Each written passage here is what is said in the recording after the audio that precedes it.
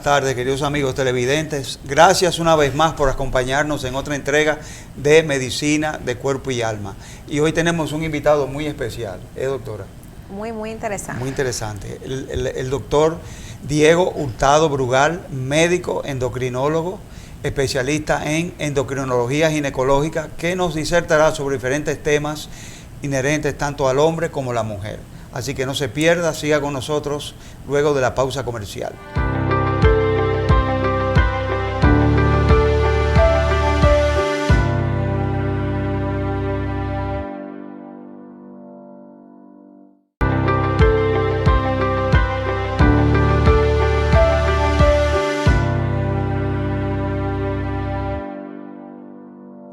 Y siguiendo con la continuación del programa de Medicina de Cuerpo y Alma, tenemos hoy una entrevista muy interesante, tal como habíamos anunciado en nuestras redes, con el doctor Diego Hurtado Brugal, endocrinólogo que le gusta el campo de la endocrinología ginecológica, también fue profesor de algunas universidades de la materia de endocrinología y es director del Seguro Social, fue el último director del Seguro Social.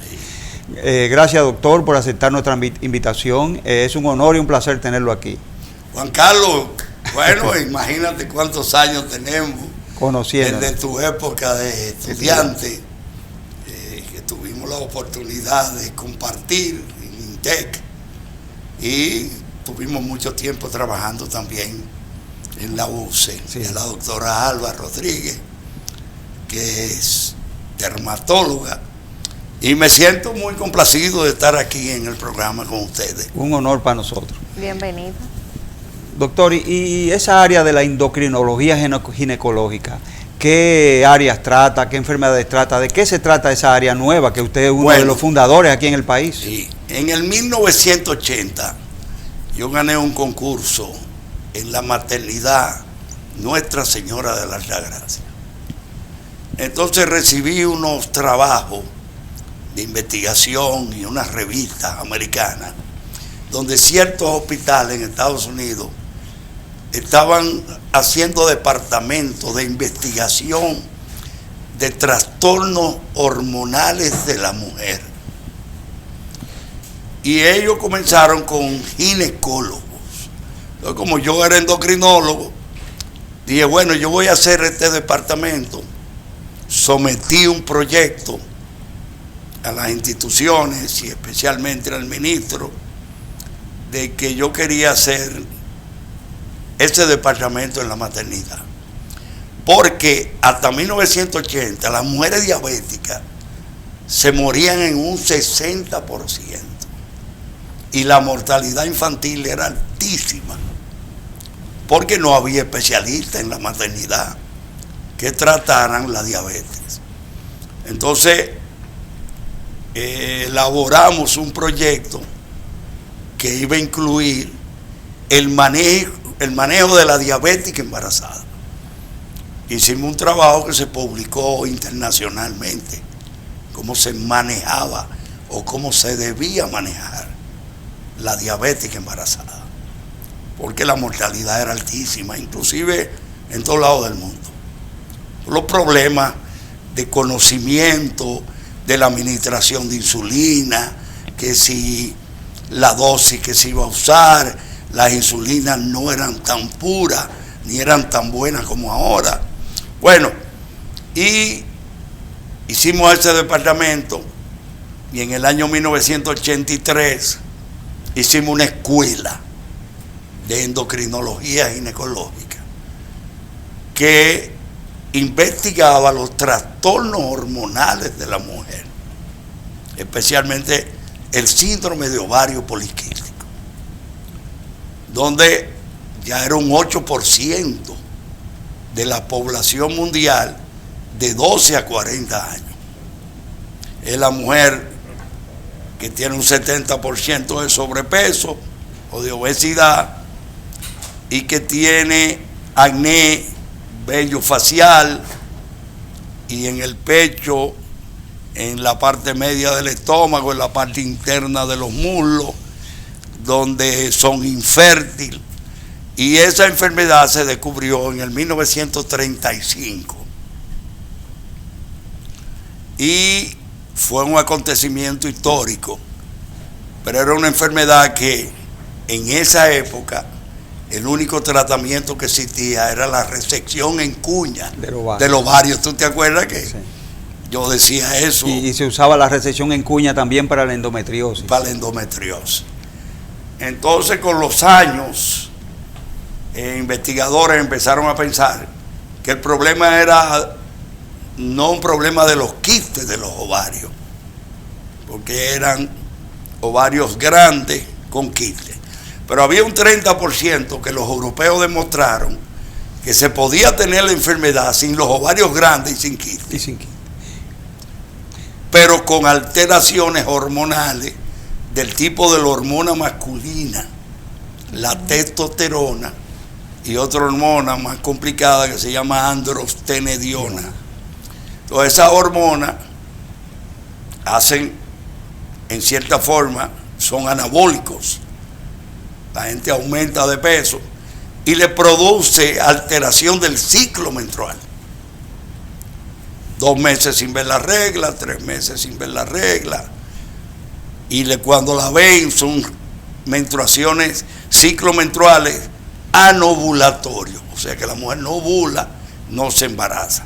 En ese tiempo no teníamos la sonografía y lo que se hacía era un retroneumoperitoneo. ¿Tú te acuerdas de eso que ustedes, se inyectaban aire? Los urólogos hacían todo eso, porque era muy difícil visualizar los ovarios con radiografía.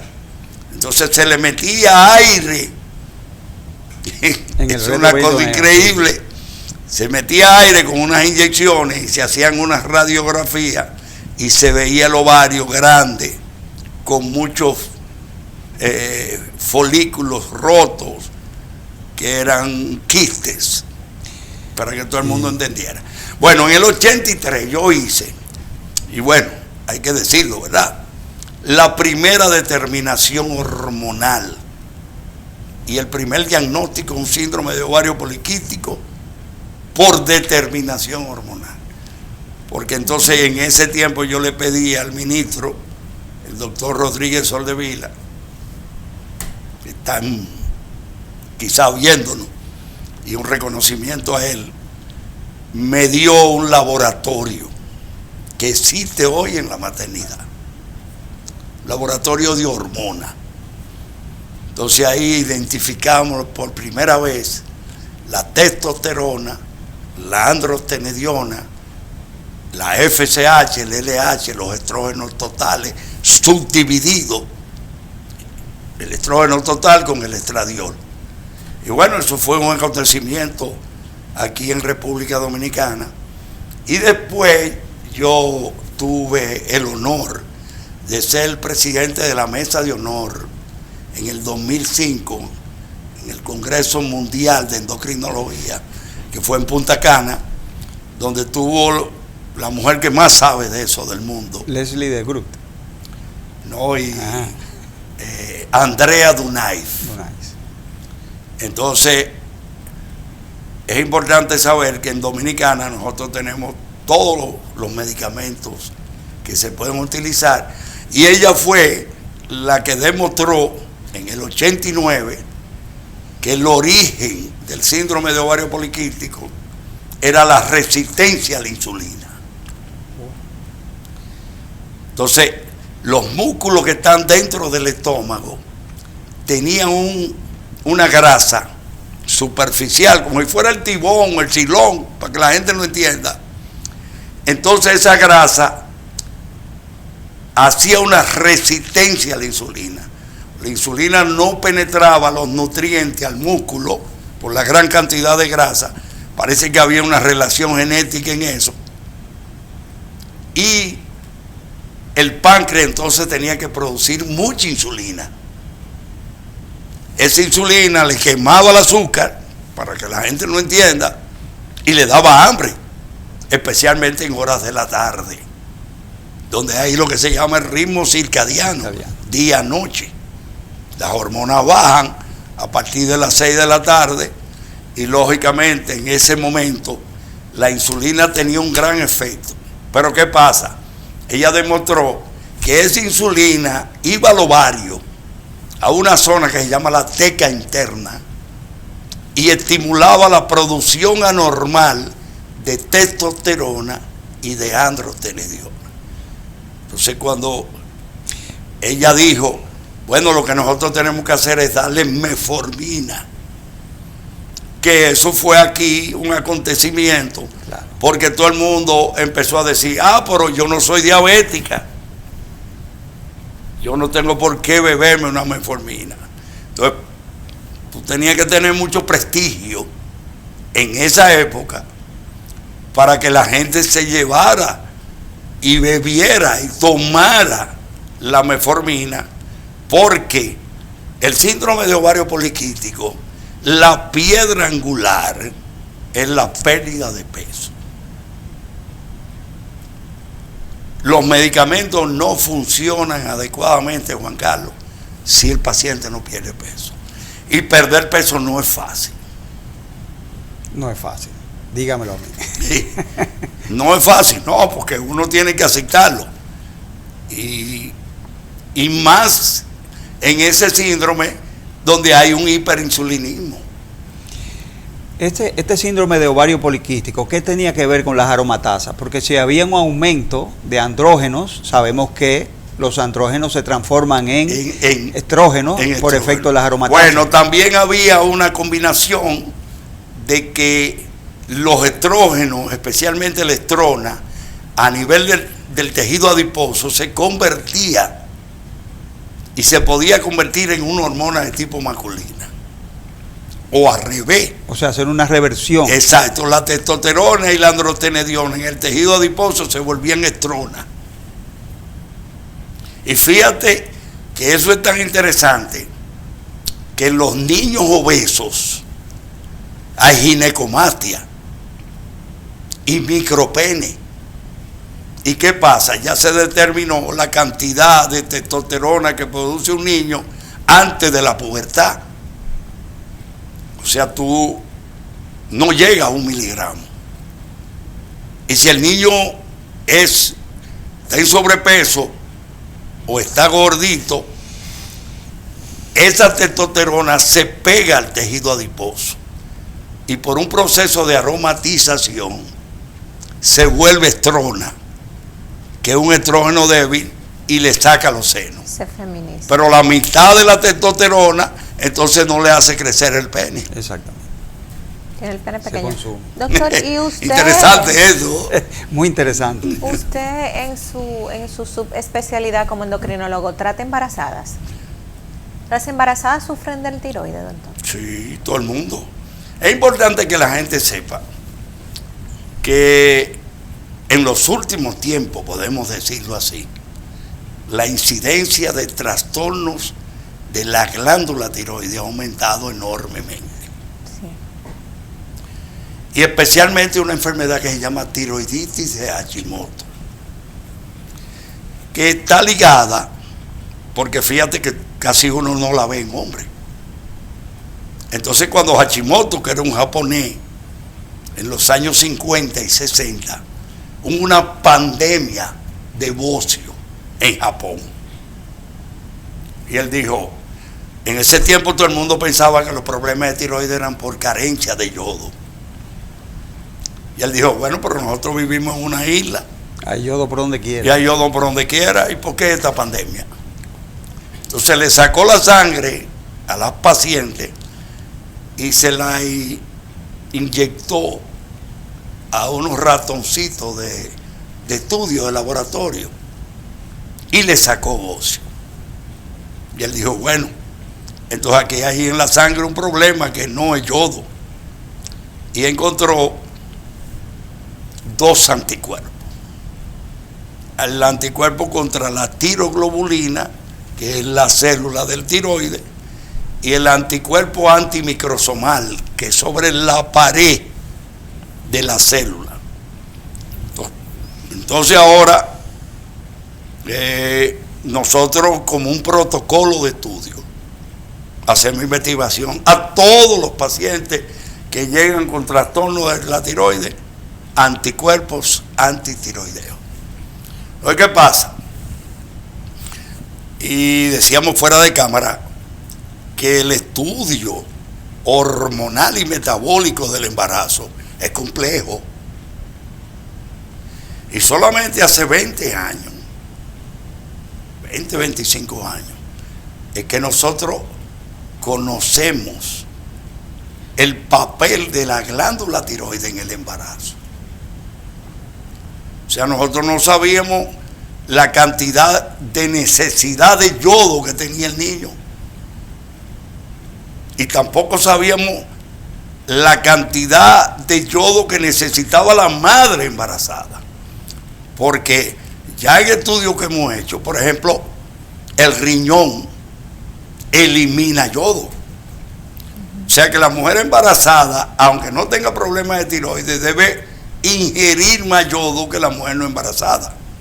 Porque el aporte que le lleva al feto, la mamá tiene que ingerir parte de ella y parte de ese feto. Y si tú tienes un hipotiroidismo, o sea, para que la gente no entienda, un tiroide bajo, que el diagnóstico no es fácil, porque por ejemplo, los estrógenos aumentan la proteína transportadora de T4. Y si tú no mides un T4 libre, te puedes equivocar. ¿Por qué? Porque es igual que el que toma estrógeno, anticonceptivo. El valor de la T4 a cada rato me llegan. Me llegan los pacientes. Ay, que tiene la T4 baja. ¿Usted está tomando anticonceptivos? Sí. Y hay muchos medicamentos, los medicamentos anticonvulsivantes, el litio, comida que disminuyen la producción del tiroides. Y el diagnóstico de hipotiroidismo subclínico no se hacía. Que yo tengo la tiroides lenta, se decía. Pero bueno, ¿qué es eso? Entonces hoy en día, por ejemplo, la TSH, que es el medidor más importante de la investigación, la gente mide el laboratorio. Inclusive los pacientes lo interpretan ellos mismos. Pero en hormona es de tanto a tanto. Eso es como un carro que cuando usted lo enciende, la revolución es de 600 a 800. Pero 620 no es lo mismo que 780. Claro. Entonces ahora en endocrinología moderna se habla de normal bajo, normal y normal alto. Y tú tienes 3 normales. Pero el cuerpo no funciona igual. Hay síntomas. Entonces, por ejemplo, ahora se ha demostrado en endocrinología ginecológica de que determinaciones elevadas de anticuerpos que no dan síntomas en el embarazo, aunque todos los estudios salgan normal, usted tiene que tratar a ese paciente. Porque esos anticuerpos se está sospechando que pueden modificar el código genético del óvulo. Y se está asociando a síndrome de Down y autismo. No se ha demostrado, que quede claro. Entonces, hoy en día nosotros, por lo menos yo, que lo he externado a la Sociedad de Ginecología y Obstetricia muchísimas veces, indico que titulaciones altas de anticuerpos, aún con todos los valores normales, ese paciente debe ser medicado las 40 semanas. ¿Por qué? Porque ya hemos dicho que se necesita mayor aporte de yodo, porque el feto no produce hormona de la tiroides hasta la 20ª semana del embarazo. Y se ha demostrado en el cretinismo, el niño que nace con todas las condiciones, de que usted tiene que darle hormona tiroidea principalmente en esas 20 semanas del embarazo. Porque la hormona tiroidea desarrolla el cerebro y la maduración de los huesos. Entonces, que no se tenga miedo. Que nadie diga a los pacientes que están tomando su tiroides, déjelo. No. Usted debe investigarlo cada mes y medio en el embarazo con una determinación de T4 libre y una TSH. Y hoy en día se acepta que aunque los valores de TSH el límite son 4 puntos y pico, después de 2.75 hacia arriba, ya usted tiene un hipotiroidismo subclínico. Doctor, ¿Usted acuerda de todo esto, Juan Carlos? Sí. Para mí es sumamente interesante, doctor, porque nosotros vemos pacientes que tienen síntomas, ¿verdad? Los síntomas propios de enfermedad de tiroidea, que hay mujeres que están muy cansadas, se sienten muy cansadas, se les sale el cabello, muchas veces él tiene las uñas frágiles, no tienen ánimo, y cuando hacemos la determinación de las hormonas tiroideas salen normales, pero cuando le mandamos los anticuerpos están positivos. Entonces, en este caso, de que uno se hace su chequeo de rutina y salen las hormonas bien, pero si el médico sospecha y le manda a hacer los anticuerpos y están positivos, ¿ese paciente se medica? Sí. Yo tenía un profesor que en paz descanse, fue mi maestro en México, una figura extraordinaria en el campo de la endocrinología. Y él tenía un aforisma. Él decía que ante la duda, el tratamiento da diagnóstico. Claro. Como no tiene peligro ese medicamento, Claro. usted lo maneja 3 meses y el paciente cuando se sentó ahí le dijo, doctora, yo me siento distinta. Fíjate que hay un dato muy interesante. El hipotiroidismo subclínico, donde más comienza en la parte emocional, afectiva. La gente no quiere interactuar, no quiere conocer Hay personas nuevas. Un aislamiento. Exacto. Entonces, el marido, el novio le dice por la mañana, mira, vamos a ir esta noche al cine. Y ella No le dice quiere. que sí. Pero cuando él llega a las 5 de la tarde, le dice, vete tú. Entonces, muchos de esos pacientes piensan, bueno, cuidado si yo tengo algún problema psicológico. Cuando sucede de los 45 años para adelante, los síntomas y los signos del hipotiroidismo se parecen a lo de la menopausia. Se parecen y muchas veces se imbrican uno con otro. Entonces ese paciente se va metiendo en una deficiencia hormonal porque usted sabe que es un eje. Claro. Entonces la mujer tiene muchos cambios: ciclo menstrual, embarazo, postpartum, menopausia.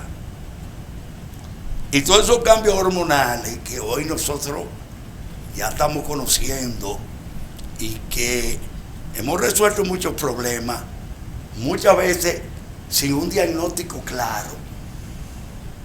Sin un diagnóstico claro. Y eso lo del pelo.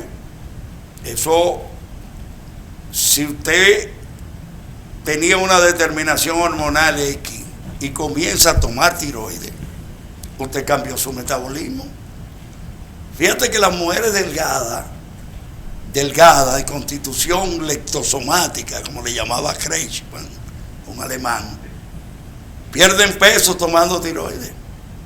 Por eso fue que en los tratamientos de reducción de peso uno le pone tiroides. En un estudio que yo tengo, porque entonces las mujeres no hacen ejercicio físico, en sentido general, en mi experiencia. Y las que lo hacen hasta el viernes. Entonces, si tú quemas 400 calorías el jueves y 400 calorías el viernes, porque hiciste ejercicio, pero el sábado no lo haces, lo ganas.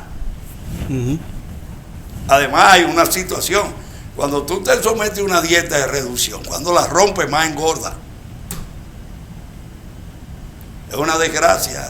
Un tormento.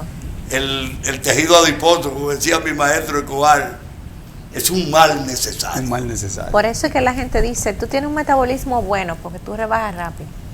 Seguro. No, pero Rebaja también mucho. es constitucional. Porque, por ejemplo, las mujeres caribeñas, las mujeres nuestras, tienen mucho contorno, pero el contorno es grasa. Entonces tú ves que un embarazo, la sínfisis pubiana aumenta. Claro. Y cuando tienen 2 o 3 embarazos, tú ves que la cadera aumenta, que esto, que lo otro. Entonces nosotros comemos demasiado carbohidrato. Yo estaba ahora en Medellín, la semana pasada, y yo observé que casi no hay obesidad. No. ¿Pero por qué? Porque ellos usan azúcar de maíz, que es sacarosa, y casi todos los alimentos de ellos. Por ejemplo, ellos se beben el café sin azúcar. ¿Y quién aquí se bebe café sin azúcar? Le dicen el tinto. Y la cantidad de azúcar que ellos usan es muy baja. Entonces, son cuestiones de tipo culturales. Nosotros, los condimentos, por ejemplo, una cucharadita de salsa china tiene 15 calorías. Y cuando usted tira un guisado, óigame, usted que le está echando de todo ahí, ya usted sabe la cantidad de calorías que usted come. Y comer 3.000, 4.000 calorías, Ya. Es eso, y quemarla es lo más difícil. Quemarla es lo más difícil, porque tú quemar 500 calorías se No es van en fácil. una cerveza o en 2. Sí. Todo un calor como este. No, y la cerveza tiene compuestos de tipo estrogénico, derivados del lúpulo. No me acuerdo el nombre ahora, pero tienen efecto estrogénico, o sea que aumentan la obesidad en la zona de las engorda, caderas. eso engorda. Es que todo engorda. Sí, yo tengo 51 años de médico y 46 de especialista. Y yo he visto muchos pacientes. No es fácil en las personas que tenemos constitución, biotipo, de tipo pícnico.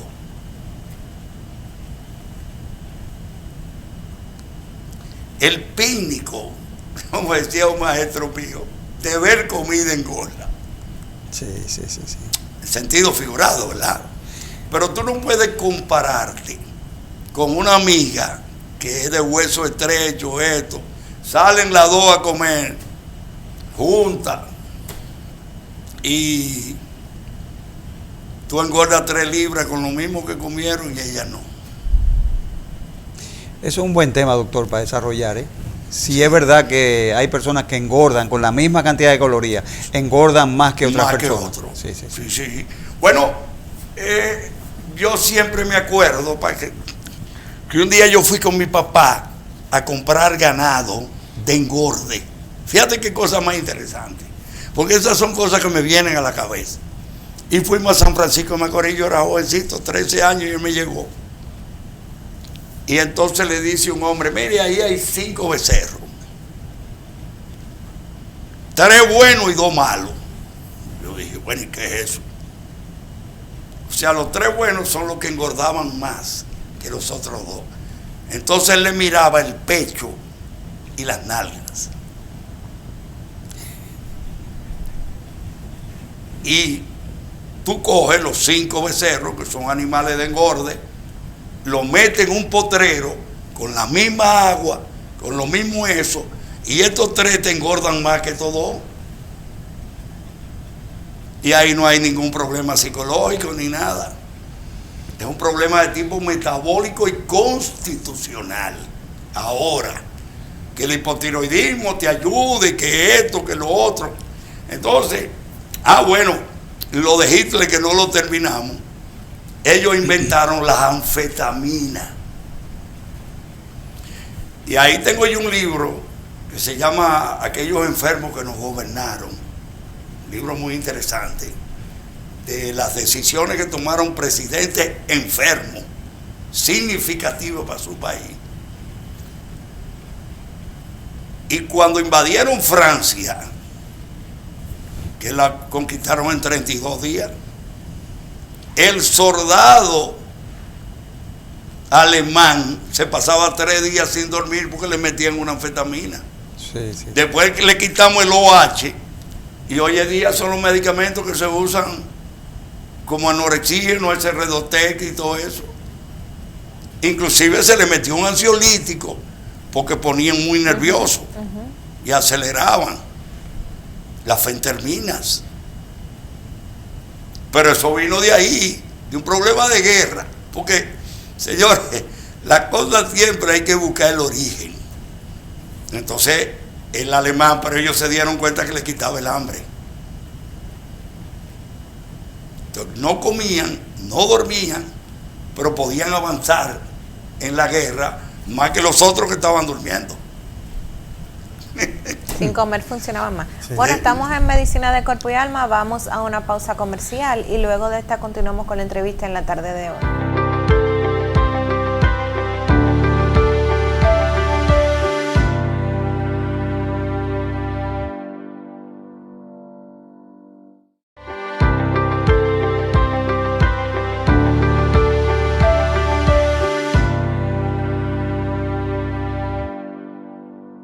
Seguimos en Medicina de Cuerpo y Alma y nuestro invitado en la tarde de hoy es el doctor Diego Hurtado Brugal, médico endocrinólogo con una subespecialidad en ginecología y trastornos hormonales en la mujer. Y estamos hablando de todo un poco aquí en la entrevista en nuestro segundo segmento.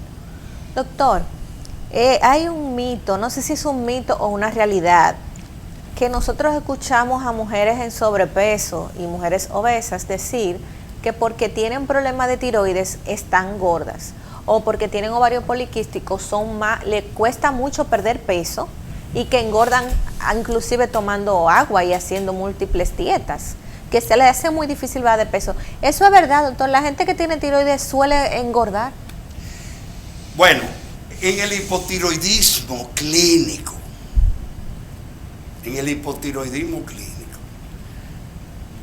pero en los años 50, en 60, en Francia, la gente no quería aceptar de que no tenía voluntad para dejar de comer.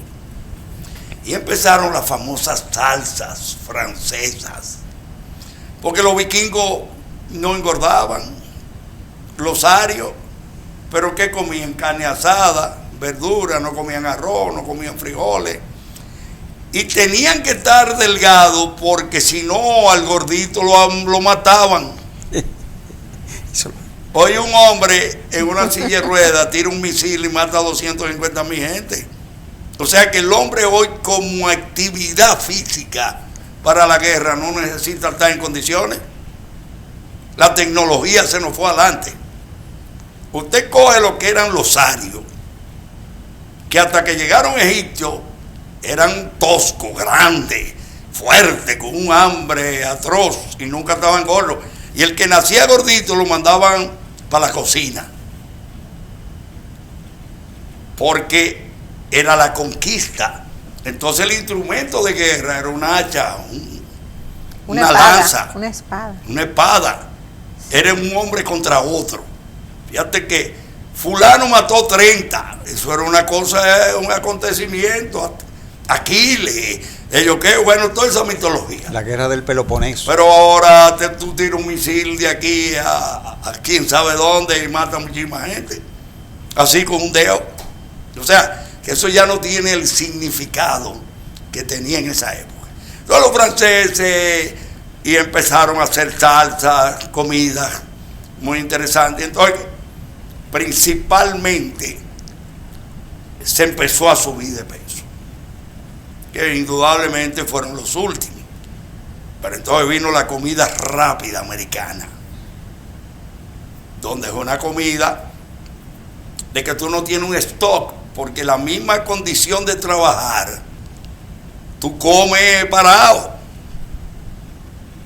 Entonces las minorías engordan más Porque en el capitalismo, la mayoría de los centros para tú hacer deporte están hechos nada más para, por ejemplo, en Estados Unidos, las minorías, los negros, los hispanos, no tienen a dónde correr. Entonces la mayoría, si tienen menos ingreso económico, trabajan donde, en factoría. Comen ahí corriendo y en la noche se dan una panzada, como dicen los mexicanos, a ver televisión para dormir, para volver otra vez. Y no hacen ninguna actividad física. Porque hacer ejercicio es una motivación. Claro. Usted tiene que prepararse mentalmente para usted hacer ejercicio. Y tú quemas 500 calorías. Es que el desbalance es demasiado grande. Uno cualquier cosa que coma. Además hay una cosa que se llama el apetito, que es diferente del hambre. El hambre es la necesidad de comer para mantenerse vivo. Pero el apetito es la necesidad de comer cosas que nos gustan. Sí. Y hay lo que se llama la memoria.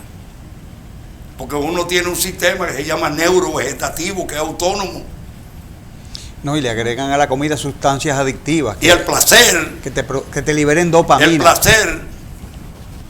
El placer, o sea, la parte instintiva vive del placer, de las cosas que te gustan. ¿Qué gusta más en las mujeres? Los carbohidratos. Y en el metabolismo intermediario del cuerpo, el carbohidrato se vuelve grasa. Entonces la gente te dice, doctor, pero yo no como grasa, yo no como nada. Sí, pero tú comes pizza, tú comes harina, tú comes espagueti, tú comes refresco. Entonces cuando tú vienes a ver, tú tienes 3.000 calorías. Ahora quema 3.000 calorías. Es difícil. Es difícil porque la caminadora, 30 minutos son menos de 100 calorías. El gimnasio. Es una cosa terrible. Sí. Además que la gente no lo hace todos los días. Fíjate que inclusive hay médicos aquí que ponen tratamiento de tiroides de lunes a viernes y que sábado y domingo no lo beba. Pero la glándula tiroides funciona cada segundo. Y si tú tienes una deficiencia de tiroides, tú tienes que beberla todos los días. Entonces, ¿qué tú haces haciendo ejercicio de lunes a viernes y sábado y domingo no lo vas a hacer? Tú vives un tiempo en el espacio. Tú no vives de lunes a viernes. Eso es una cuestión de trabajo, de horario. Pero metabólicamente tú vives hasta los años que tú vas a vivir. Doctor, ¿qué usted cree de estas nuevas sustancias que se están usando tanto para la diabetes como para la obesidad? Las sustancias que trabajan sobre las sincretinas y el glucagón, como tenemos la semaglutide, la liraglutide. ¿Qué usted cree de esto? Para el tratamiento de la diabetes y para el tratamiento de la obesidad. Fíjate, ahí las cosas innovadoras, muchas veces los médicos, depende de la escuela que tú sigas. Si tú eres de la escuela europea, si tú eres de la escuela americana. Por ejemplo, esos medicamentos que están usando mucho en diabetes. Y otros comenzaron a usarlo en no diabéticos para adelgazar. Y ahora salió un artículo nuevo de todos los efectos indeseables. Yo no los preconizo hasta que yo tenga prueba y evidencia de que realmente funcionan como se plantean, porque yo he buscado todo ello y el mecanismo no lo dice. ¿Por qué te quita el hambre? Es muy confuso. ¿Por qué te rebaja? Porque rebajar es destruir una célula. Y después que usted aumentó de peso, ese aumento de peso es el adipocito. Entonces usted tiene que estudiar el adipocito. El adipocito está compuesto de triglicéridos, de ácidos grasos libres y de alfa-glicerofosfato. Porque yo sé de eso, y lo digo con toda la autoridad. Bien, entonces cuando ese tejido se rompe, esos 3 elementos van al hígado y se meten por una vía que se llama la vía de la coenzima A. ¿Te acuerdas? Acetilcoenzima, sí, sí. Ellos te enseñan todo eso. Y ha sido un gran médico. Y me alegro mucho que mis alumnos hayan llegado tan lejos. Sí, sí, sí. Entonces, cuando se inunda la vía, el hígado oxida esa grasa. Porque no puede salir, porque son unas moléculas muy grandes. Y tú nada más tienes dos formas de sacar todo eso. O por la boca o por los riñones. Porque son los sistemas tampones que tú manejas mucho más que yo. Entonces, ¿pero qué pasa? Entonces tú formas cuerpos cetónicos, que son 3, porque la gente nada más conoce la acetona, pero hay el beta-hidroxibutírico y el ácido acetoacético. Que se producen en el intestino también. Por También. Entonces eso comienza tú a tener una respiración tipo Kumaul, la orina te cambia, te siente mal, y llega un momento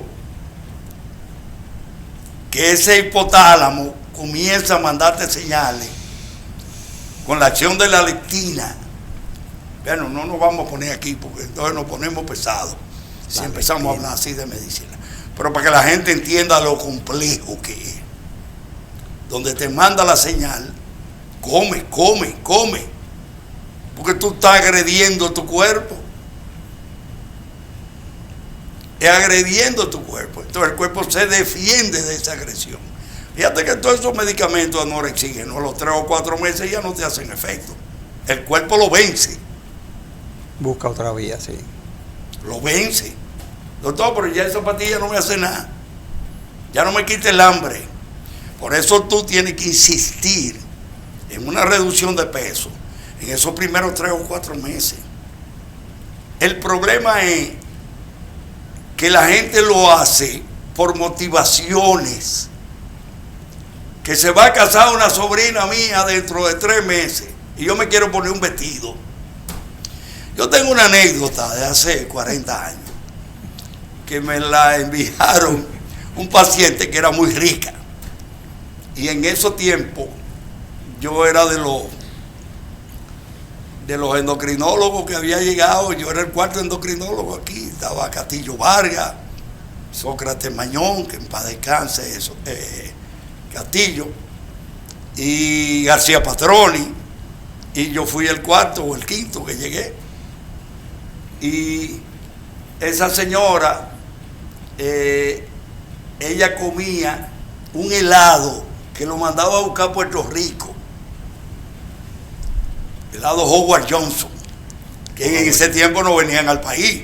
Ya están aquí. Sí. Entonces ella, por una línea aérea, lo mandaba a buscar los domingos, porque ella no podía dejar de comer ese helado. Entonces el doctor Pablo Íñiguez me la envió, que en paz descanse también, ese gran gastroenterólogo. Sí. Me la envía y yo me siento con ella y ella me dice: mire, doctor, yo tengo que ir a una exhibición de moda de Oscar de la Renta a Nueva York, y yo me quiero comprar unos vestidos, pero yo no rebajo. Pero oiga lo que le voy a decir: yo no puedo dejar de comer ese helado. Y le digo yo: no, pero eso lo vamos a resolver muy fácil. Y si, ¿cómo lo vamos a resolver? Yo: mire, yo le voy a poner esta dieta, este medicamento, esto, y el domingo usted manda a buscar su helado. Ajá. Pero por la mañana usted se va a beber 2 vasos de jugo sin calorías, al mediodía su helado y en la noche una sopita. Dice: y nada más eso. Digo: ¿usted quería beberse su helado? Sí, sí, sí. Es cantidad de calorías en 24 horas. Sí, sí, sí. No es el tipo de alimento. Ahora, cuando tú te comes un hamburgues, tú le estás echando cachú, tú le estás echando mayonesa, es una cantidad de calorías. Una pizza, eso es una cosa increíble, la cantidad de calorías que tiene una pizza. Pero ¿y qué hace la gente los domingos? Anda a buscar una pizza. Y se la toma con cerveza y con soda. Sí, no sabe bueno. No, pero es que todas las cosas que son buenas y agradables tienen calorías. Tienen calorías. Ya yo te dije ahora, por ejemplo, ahí donde yo fui, yo me quedé viendo en el mall, salgo 1, 2, 3. Muy poco gol. La gente delgado, entonces todo el mundo compra un perro. Hay una política así. Fíjate algo muy importante que vi. La cantidad de perros como mascota y todo el mundo sale a caminar por la mañana. Tú ves la cantidad de gente caminando con un perrito. Y no tienen ese tipo de... Y bicicleta. Mucha bicicleta. Entonces, como es así, sube, baja, eso es una cosa increíble. Vaya. Entonces el consumo calórico de ellos es más alto que el de nosotros. El ingesta. De nosotros ahora con carros, todo, tú te pones a ver, tú no haces ejercicio. Hay gente que se pasa una semana aquí y no hace ejercicio y no gasta calorías. Entonces, eso es complejo, muy complejo, porque el mundo se está haciendo obeso. Y no hay una solución salomónica. Y cuando tú comienzas de chiquito a ese niño a darle cosas que le gustan, y el niño se va poniendo gordito y se va poniendo gordito, y cuando llega grande no hay quien lo baje después de 18 años. Ahora no quiere meter la semaglutide y la liraglutide como la solución. Habría que usarla para toda la vida, ¿no? Y estas bariátricas, las bariátricas son lo que están de última para pelear. Es verdad, pero es que el hambre es algo fisiológico, pero el apetito es psicológico. Eso es un tema para otro programa, doctor. Para otro programa que lo hacemos cuando ustedes quieran. Vamos a ver si en un par de semanas, sobre la obesidad y todas estas cosas. Sí, porque el problema es que tú puedes hacerte una bariátrica, tú puedes hacerte cualquier tratamiento, pero si psicológicamente tú no trabajas en eso. Yo tenía un amigo que mandaba a buscar un pata negra de jamón serrano a España y lo iba a buscar a las 2 de la mañana al aeropuerto. Y se lo metía, sí. Bueno. Porque son debilidades. El ser humano es débil, y especialmente cuando te van estimulando el gusto, ahí tú vas adquiriendo un subconsciente. Fíjate que en el hipotálamo está el centro de la saciedad y el centro del hambre, pegadito. Pero hay un sistema que la gente no sabe, que se llama neurovegetativo, que es un sistema autónomo. ¿Quién controla la presión arterial? ¿Quién controla la temperatura? ¿Quién controla la respiración? Ese sistema. Entonces, si tú tienes un hiperinsulinismo, como lo tenemos los píndicos, como se le llamaba, como le llamó Kretschmann, gordito, o sea, que somos de huesos anchos, se le ha medido la insulina, tú se la mides, sí. Cuando tú lo ves, la cantidad de producción de ese páncreas de insulina, ay, ¿por qué se está haciendo el mundo diabético? Primero, estamos viviendo más, porque igual que un carro, no es lo mismo un carro de 15 años que de 30 años. Entonces tú no puedes cambiar las glándulas ni los órganos. Y si tú un día vas a vivir 150 años, pues lógicamente tú vas a sufrir de enfermedades mayormente, a menos que se avance en el estudio genético. Doctor, una idea, vamos a dejarlo para el próximo programa, porque el tiempo, muy interesante esto. Usted no ha dado, no es una entrevista, es una cátedra, casi una clase, ¿no? Hemos revivido muchos momentos suyos en la universidad y le agradezco su presencia, ¿verdad, doctora? Muy interesante. El doctor es un gran maestro. Hay que volver. Y entonces, gracias también a ustedes, queridos amigos televidentes, por habernos sintonizado un domingo más aquí en Medicina de Cuerpo y Alma. Con nosotros todos los domingos, aquí en Cinevisión.